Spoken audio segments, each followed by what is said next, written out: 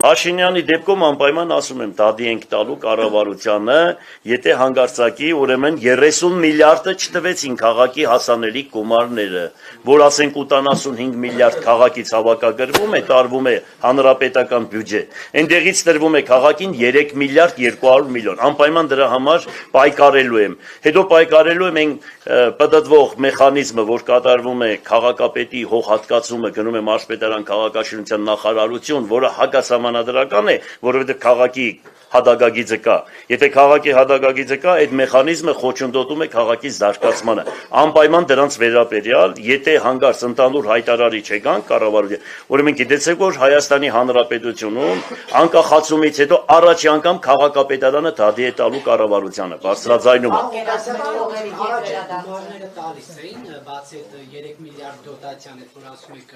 Այն ժամանակ 85 միլիարդ քաղաքից չէր հավաքագրվում։ Այն ժամանակ այդքան գումար չէր հավաքագրվում, ընդհանուր մենք դրա հաշվարկ էին կարել, որ մի բաներ պետությունը այն ժամանակ ավելի գումար էր տալիս, քան թե այստեղից ստանում էին։ Հիմա քանի որ երկիրը շենացել է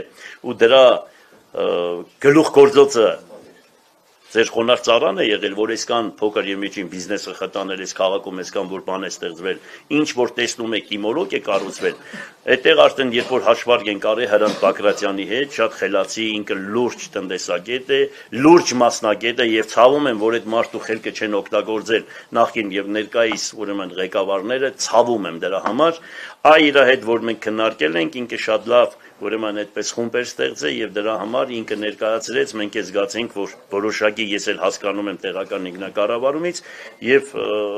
համաձայն Հայաստանի Հանրապետության Սահմանադրության 185-186 հոդվածների տեղական ինքնակառավարման 86-րդ հոդվածի մաս հանումը Գյումրի քաղաքի պետք է լինի 27-ից 30 միլիարդ դրամ։